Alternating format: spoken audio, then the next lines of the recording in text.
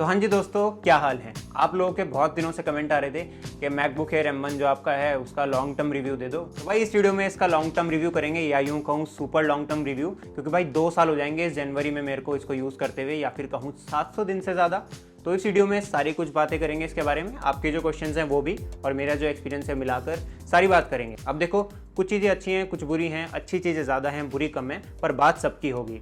मैं वीडियो को शुरू करता हूं, आप शुरू कर सकते हो चैनल को सब्सक्राइब करते हुए। अब देखो, जब भी हम किसी लैपटॉप की बात करते हैं तो मेरे लिए ड्यूरेबिलिटी सबसे ऊपर आती है, और नो डाउट ये जो लैपटॉप है ये बिल्ड क्वालिटी के मामले में बेस्ट है। मतलब मार्केट में यहाँ पर आपको एल्यूमिनियम डिज़ाइन देखने के लिए मिलता है, फुल बॉडी एल्यूमिनियम है, और यार मतलब कोई दिक्कत नहीं आई इसके अंदर। चाहे मैं हिंज की क्वालिटी की बात कर लूँ, जितनी स्मूथ नए के टाइम पे थी आज भी उतनी स्मूथ है।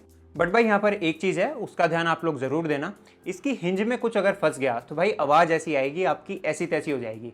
एक बार भाई इसमें एक चिप्स का टुकड़ा फंस गया था, तो बंद किया मैंने, मतलब ऐसी आवाज़ आई, हुआ तो इसमें कुछ नहीं, बच गया। एक चीज़ और है कि इसकी स्क्रीन और कीबोर्ड के बीच में गैप बहुत कम है, तो अगर कुछ फंस गया और आपने बंद किया, अब देखो इसमें मैग्नेट है, जब आप बंद करोगे थोड़ी तेज़ी से बंद होता है, तो अगर कुछ बीच में आ गया तो आपकी स्क्रीन किसी हाल में नहीं बचने वाली, 30-40 हज़ार लग जाएंगे। तो इस चीज़ का थोड़ा ध्यान रखना, हिंज वगैरह और स्क्रीन वगैरह ये सब चीज़ें साफ इसकी रखना।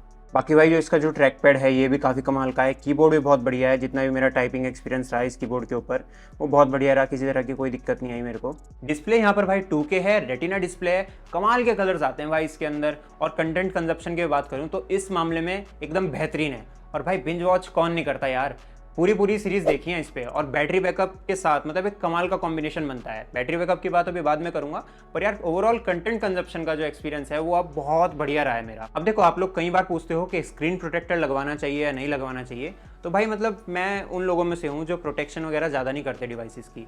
मैंने भी जब ये इनिशियली लिया था तो कोई स्क्रीन गार्ड नहीं लगवाया था, पर धीरे धीरे मुझे रियलाइज़ हुआ कि यार आपको तो पता है कि आपने स्क्रीन गार्ड नहीं लगवाया हुआ, आप उसे उसी तरह से यूज़ करोगे, केयर से यूज़ करोगे अगर अपनी आपकी बात है। पर अगर दूसरे की बात करें, उसे नहीं पता कि आपने स्क्रीन गार्ड लगा रखा है नहीं लगा रखा, वो अगर उंगली कुछ इस तरह से करेगा ना, आपके अंदर धक धक होगी।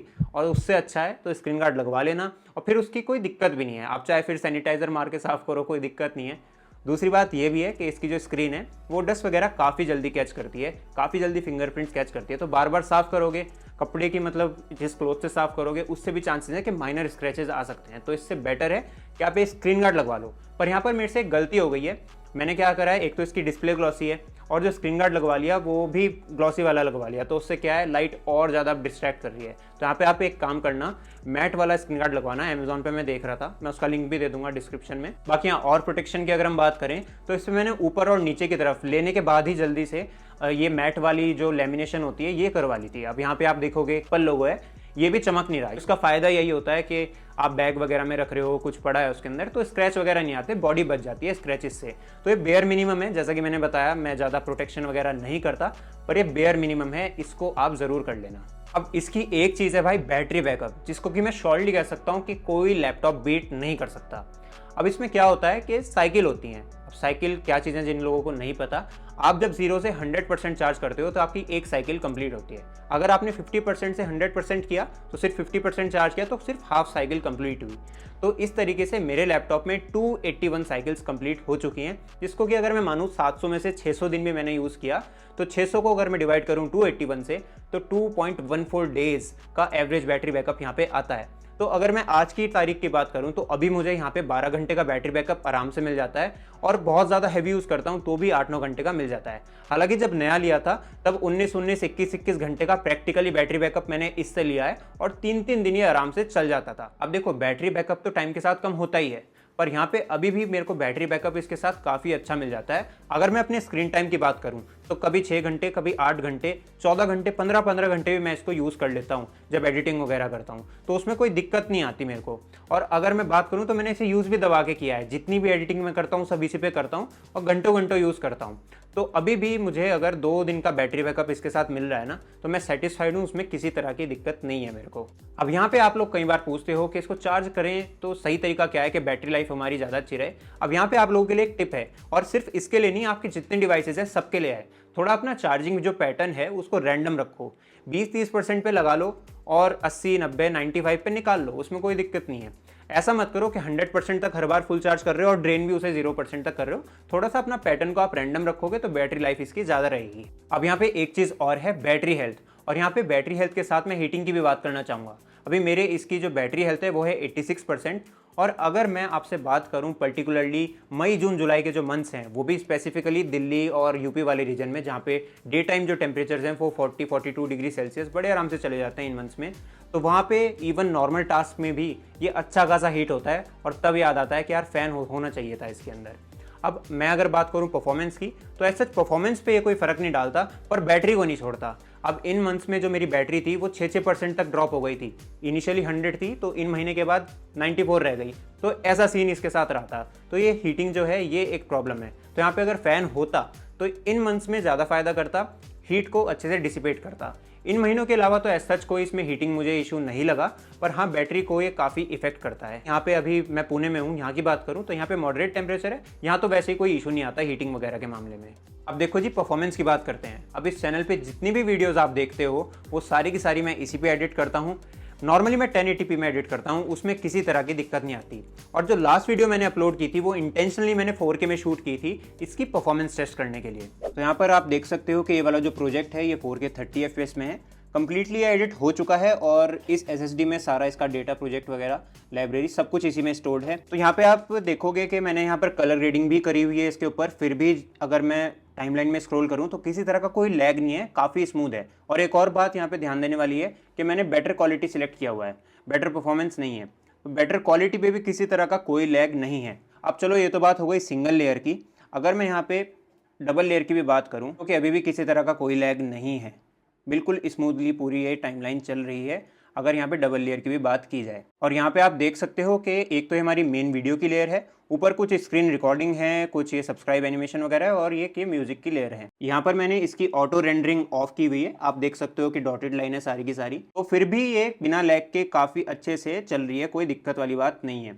अब इसको एक्सपोर्ट करेंगे और देखते हैं कि कितना रेंडर टाइम ये लेगा 4K में। यहाँ पे आप देख सकते हो कि बेटर क्वालिटी में सिलेक्ट हुआ है 4K में, और अगर हम वीडियो की लेंथ की बात करें तो 10 मिनट 44 सेकंड के आसपास ये वीडियो है, 4 GB के आसपास। तो देखते हैं कि कितना टाइम इसको लेना चाहिए। यहाँ पे मैं अपनी स्टॉप वॉच ले लेता हूँ। यहाँ पे भाई आप देख सकते हो कि 78% से हमने इसको शुरू किया है, तो देखते हैं बैटरी परसेंटेज भी कितना ड्रॉप होगी।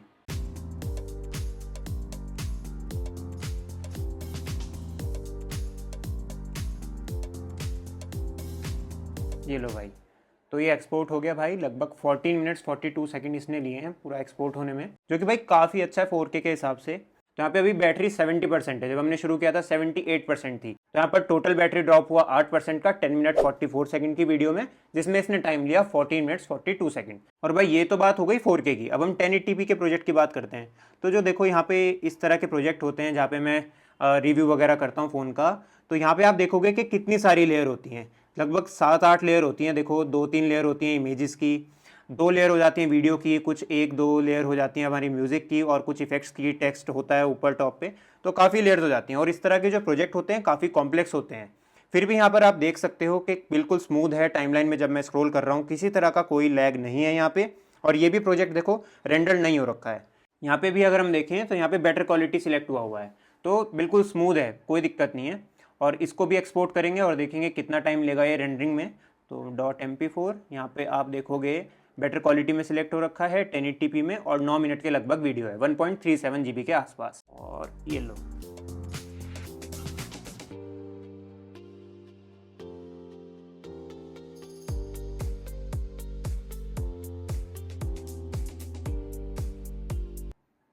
तो भाई ये वाला देखो, ये वाला प्रोजेक्ट भी हमारा एक्सपोर्ट हो चुका है, इसने लिए लगभग 5 मिनट 27 सेकंड के आसपास। और भाई ये वाला प्रोजेक्ट देखो हैवी था, मतलब ठीक ठाक हैवी था। यहाँ पे आप देखोगे यहाँ पर इफेक्ट्स वगैरह भी मैंने काफ़ी लगा रखे हैं, देखो तो ठीक ठाक प्रोजेक्ट है और इसने सही टाइम लिया है। अब हीटिंग की मैं बात करूँ, बीच बीच में मैं चेक कर रहा था 4K वाला जो प्रोजेक्ट था उसके हीटिंग के बाद जब मैं देख रहा था तो यहाँ से ठीक ठाक हीट था। और नीचे की तरफ से अगर मैं चेक करूँ, देखो हीट तो हुआ है, ऐसी बात नहीं है, पर हाँ इतना काम के बाद पकड़ने में मतलब लग रहा है अच्छा खासा गर्म। पर मेरे हिसाब से हीटिंग होना कोई ऐसा प्रॉब्लम नहीं है यार, इतना तो ये हीट होता है। और इस वाले प्रोजेक्ट को एक्सपोर्ट करने में मतलब 70% से हमने शुरू किया था और अभी बैटरी है 65%, तो 5% का बैटरी ड्रॉप इसमें हुआ है। अब देखो बहुत सारे लोगों की मैंने वीडियोस देखी हैं, वो सिंपली बोल देते हैं कि भाई 4K आप इस पे एडिट नहीं कर सकते, एक लेयर से ज़्यादा नहीं कर सकते। पर यहाँ पे मैंने आपको करके दिखाया है कि 1 लेयर 2 लेयर ये सब आप इस पे एडिट कर सकते हो।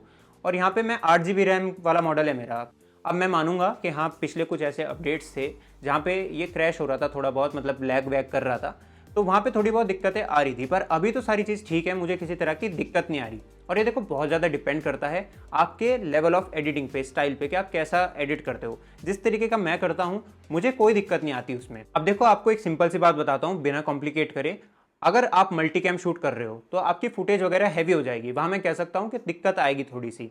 और जो उस लेवल की एडिटिंग करेगा भी वो फिर उसका बजट भी हाई होगा, वो अच्छे लैपटॉप्स और अच्छे लैपटॉप्स की तरफ जाएगा, इनके अपर मॉडल्स की तरफ जाएगा। पर अगर आप एक बिगिनर हो, यूट्यूब वगैरह के लिए देख रहे हो, आपको बस जस्ट पॉइंट एंड शूट वाला काम है, चाहे आप स्मार्टफोन से शूट करोगे चाहे कैमरा से शूट करोगे, तो आराम से आपके सारे काम हो जाएंगे। बाकी एडिटिंग से अलग जितने मेरे काम हैं, चाहे कोडिंग की भी बात कर लूँ, कॉलेज का जितना काम हो गया, नॉर्मल ब्राउजिंग हो गई, जितनी भी कुछ हो गई, परफॉर्मेंस के मामले में मुझे किसी तरह की दिक्कत नहीं आती। इसके ऊपर सारे काम बड़े आराम से हो जाते हैं। इवन हैवी जितने भी सॉफ्टवेयर हैं सारे बड़े आराम से चला लेता है। अभी रिसेंटली देखो मैंने फोटोशॉप किया है और भाई बिल्कुल फ्री किया है, कुछ नहीं है। और बहुत लोग पूछते हैं ना कि क्रैक वगैरह हो चल जाता है कि नहीं, तो बिल्कुल चलता है। अब ये नहीं मैं बताने वाला कि भाई कहाँ से करना है कहाँ से नहीं करना, यूट्यूब भाई जिंदाबाद, उस पर लिखो जस्ट, सब कुछ मिल जाएगा आपको। अब देखो अगर आप एक स्टूडेंट हो और इसको लेने की सोच रहे हो, तो एक वीडियो मैंने इससे पहले अपलोड की थी, उसमें मैंने सब कुछ बताया हुआ है कि कौन से सॉफ्टवेयर चलते हैं कौन से सॉफ्टवेयर नहीं चलते हैं स्टूडेंट्स के हिसाब से, और आप अपने हिसाब से उसमें डिसाइड कर सकते हो कि यार आपको लेना चाहिए या नहीं लेना चाहिए। काफ़ी हेल्पफुल वीडियो है वो, इस वाली वीडियो के बाद उसको भी ज़रूर देख लेना।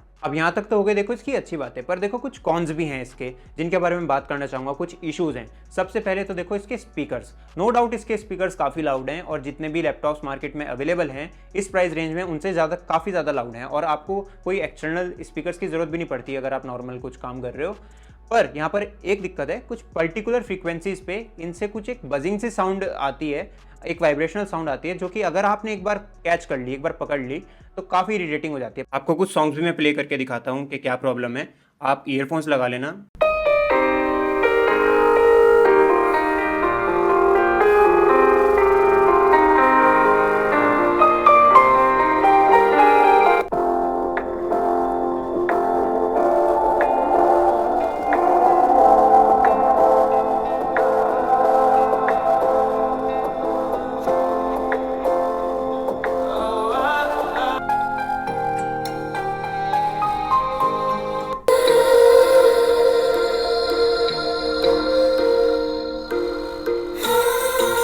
पता नहीं आप लोगों ने नोटिस करी होगी या फिर नहीं, पर हाँ मैंने की थी। और जब मैंने जाके चेक किया तो सिर्फ मैंने नहीं, जितने भी M1 मैक के यूज़र्स हैं वर्ल्ड वाइड, उनमें से कईयों ने ये इशू फेस किया हुआ था। इवन M2 मैकबुक की अगर हम बात करें तो उसका भी मैं थोड़े दिन पहले देख रहा था, उसमें भी कुछ यूज़र्स ने ये सेम इशू फेस किया है। और मैंने खुद भी अपने दोस्तों के मैकबुक्स हैं उनमें चेक किया, उनमें भी मेरे को ये इशू मिला।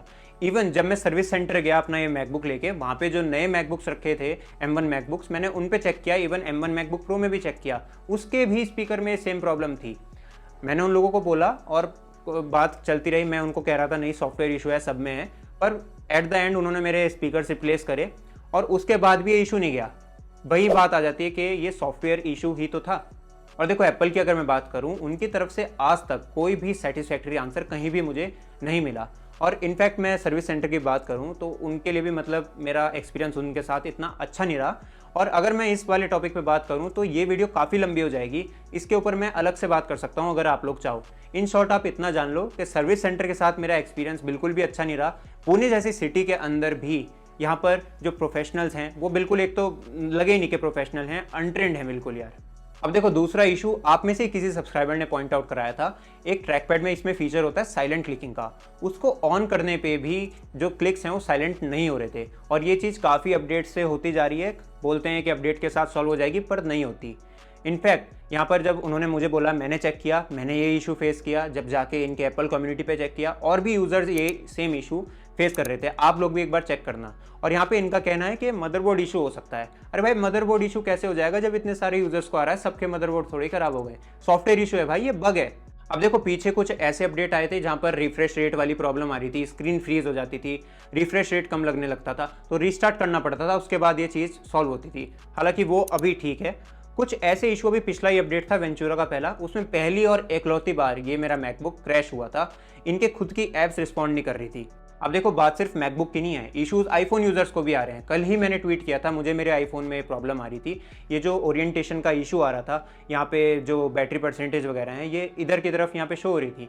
एप्पल मतलब यहाँ पे कोई भी रिस्पॉन्स नहीं कर रहा, और अपडेट्स के साथ ये चीज़ ठीक होना ये एक मतलब काफ़ी एक डिलेड प्रोसेस होता जा रहा है इनकी तरफ से। देखो इन सॉफ्टवेयर बग्स का तो मैं मान भी लूँ कि ये टाइमली ठीक हो जाते हैं, कोई दिक्कत नहीं है, पर जो प्रोलॉन्ग्ड इशू हैं इनके, जो काफ़ी टाइम से चले आ रहे हैं, चाहे मैं ट्रैकपैड वाले इशू की बात करूँ, स्पीकर वाली प्रॉब्लम की बात करूँ, तो इन सारी चीज़ों की जो रिस्पॉन्सिबिलिटी है वो कौन लेगा?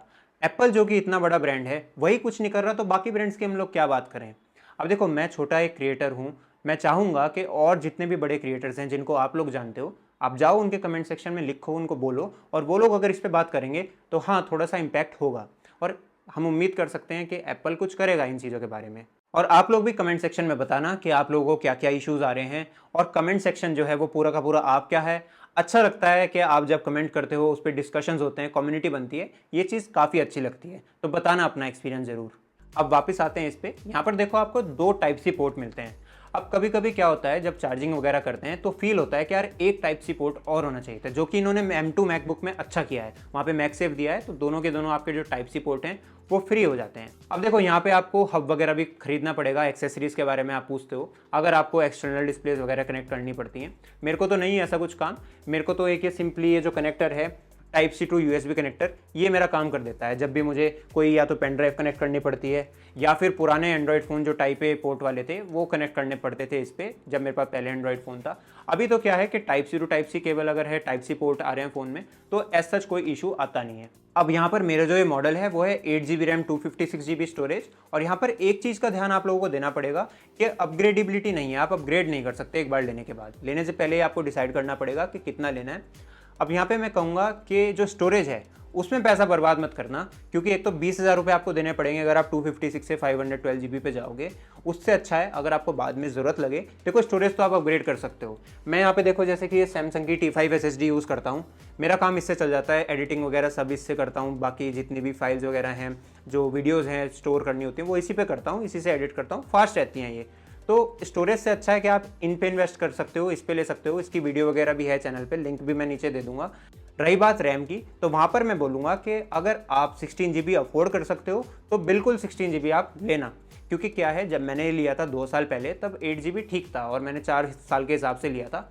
आज अगर आप लोगे 4 साल के हिसाब से लोगे तो 16GB लोगे तो ज़्यादा फ्यूचर प्रूफ रहेगी। हालांकि 8GB रैम के साथ भी मुझे किसी तरह की दिक्कत नहीं आ रही, और देखो मैं कह सकता हूँ कि मेरा जो काम है वो थोड़ा सा ज़्यादा भी है, तब भी मुझे कोई दिक्कत नहीं आ रही। अगर आपका बजट नहीं है, 8GB रैम के साथ भी अगर आप जाओगे तो एज सच कोई प्रॉब्लम नहीं आने वाली आपको। अब देखो M2 और M1 मैकबुक एयर में से अगर आप मेरे से पूछो तो मैं स्टिल M1 मैकबुक एयर को प्रेफर करूँगा, वो मेरे लिए ज़्यादा एक वैल्यू फॉर मनी बाय होगा। क्यों है ऐसा? देखो M2 मैकबुक एयर के अपने कुछ इश्यूज़ हैं, चाहे आप हीटिंग इशू की बात कर लो उसमें वो ज़्यादा है, SSD उसके बेस मॉडल में स्लो है, और स्पीकर वाला जो इशू है वो भी है, जैसे कि मैंने अभी आपको पहले बताया था। दूसरी बात, उसके जो स्पीकर्स हैं वो अप फायरिंग नहीं है M1 मैकबुक एयर की तरह, तो बहुत सारे लोगों को उसके अंदर जो बेस है वो कम फील होती है। तो इन चीज़ों की वजह से, और हाँ परफॉर्मेंस ऑलमोस्ट सेम है दोनों की, उतनी ज़्यादा कोई ड्रास्टिक फ़र्क नहीं है। और देखो अगर आपका M2 मैकबुक लेने का बजट है और वहाँ पे उसका जो बेस मॉडल है वो भी 8GB रैम 256GB स्टोरेज के साथ आता है, अगर उतना बजट है आपका, तो मैं कहूँगा M1 मैकबुक को भी छोड़ो, M2 मैकबुक एयर को भी छोड़ो, सीधा आप जंप करो 14 इंच मैकबुक प्रोज पे। वहाँ पे आपको बेटर डिस्प्ले प्रोमोशन के साथ मिल जाएगी, सारे पोर्ट्स मिल जाएंगे, और हाँ वो प्रॉपर मतलब परफॉर्मेंस मशीन है सारे मतलब हैवी टास्क के लिए, बिल्कुल बढ़िया वाली। अगर आपका बजट नहीं है, स्टिल मैं कहूँगा कि M1 मैकबुक एयर लो आप 16GB रैम के साथ, वो एक बेटर चॉइस है। तो मेरे लिए स्टिल बेस्ट पोर्टेबल मशीन है विद ग्रेट परफॉर्मेंस। और अगर देखो कुछ इश्यूज़ को छोड़े भी तो इसके कुछ प्लस पॉइंट्स हैं, वो इतने हैं कि आप उनको इग्नोर कर सकते हो, पर हाँ उनके बारे में बात करना बिल्कुल ज़रूरी था। इग्नोर हम ऐसे नहीं कर सकते, एप्पल को डेफिनेटली उनके लिए काम करना चाहिए। हाँ एक बात है कि अगर आप इतना पे कर रहे हो तो परफॉर्मेंस आपको इतनी मिल रही है जो इसको value for money laptop definitely बना देता है। अब अगर हम इसके प्राइस की बात करें तो अमेजॉन पे फिलहाल इसका प्राइस 80,000 है, कुछ कैशबैक वगैरह के बाद। और हाँ आप लोग यूनिकॉर्न और क्रोमा पे ज़रूर चेक कर लेना, उस पर अच्छी अच्छी डील चल रही है। अगर आप स्टूडेंट डिस्काउंट लगाओगे तो 76,000 में आपको ये मिल जाएगा, वैसे 79 में मिल जाएगा, तो वो ज़रूर आप चेक कर लेना। तो उम्मीद है ये वाली वीडियो आपको अच्छी लगी होगी। वीडियो अच्छी लगी होगी तो लाइक ज़रूर कर देना, हेल्पफुल लगे तो शेयर भी कर देना, बाकी सब्सक्राइब तो आप कर ही दोगे। मिलते हैं अगली वीडियो में, तब तक के लिए bye bye, take care and stay tuned.